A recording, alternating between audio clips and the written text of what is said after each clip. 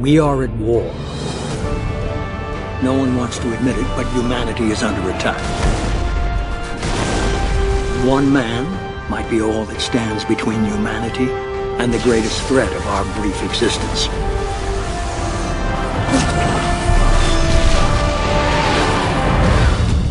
PS3 owners rejoice. You're getting Mass Effect 2, finally. Or you got it in January. I reviewed Mass Effect 2 on 360 last year. It was actually my game of the year. But now PS3 owners around the world can enjoy this game. And you should. It's a great game.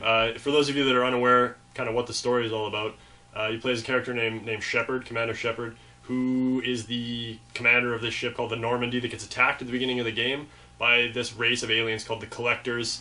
The crew of the ship is completely scattered, completely lost, so you're picked up by a group called Cerberus. Cerberus rebuilds you, literally, since you're actually dead. Rebuilds you, puts you back together, and kind of throws you into this huge mission, this space mission, where you're going after the Collectors and trying to save humanity, essentially, because that's what they're targeting. Along the way, you meet all these different characters, some from the original Mass Effect, some brand new to the series, brand new to this game. Not going to mention names or anything like that, but those of you that have PS3 and haven't played the first game, don't worry. BioWare's got a motion comic that they've included. It's actually a download, but it's a free download if you buy the game. And it's going to run you through all the main kind of story points and all the big choices from the first game, as it was published by Microsoft, so you'll never see it on a Sony console. You make all the decisions, and at the end it kind of leads you right into the game.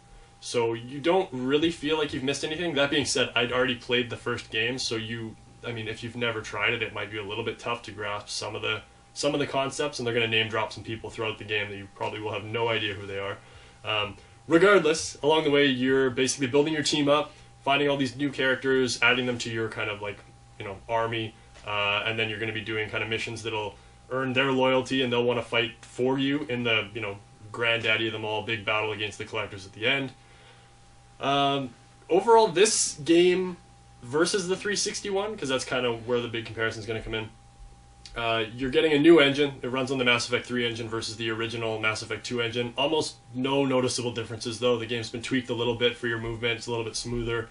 So new engine, you're getting a Mass Effect 3 engine, which you'll be able to play in Mass Effect 3, obviously, later this year on both systems.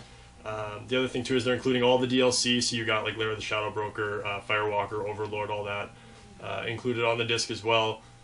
Minor pieces of DLC you can also download off the PlayStation Store, so if you're wanting the whole experience, I think you can grab it all in there for about $12 or something. But overall, you're getting pretty much everything you need to get going here, which is good.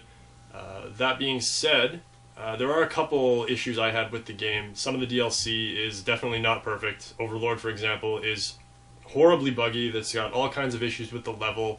The Firewalker one, you're going to be using the new vehicle that they give you instead of the Mako from the first game. Xbox owners, you'll know what I'm talking about.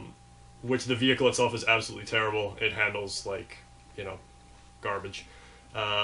Also, the price point on this one, $59.99 for the PS3 version versus $20 you can get Mass Effect 2 for now on 360. And the DLC, you can grab it off the marketplace, the Xbox Live Marketplace. You can grab it for, half price every now and then. It's always on sale. So you can get this game essentially on the Xbox for probably about half the price. That being said, though, great game, great story. Yeah, a little overpriced, but you get everything. If you own a PS3, you haven't tried this game for whatever reason, you have to pick it up. It's that good. I'm going to give it the exact same score I gave it on the 360. It is a bit of a trade-off, so 9 out of 10. Pick it up.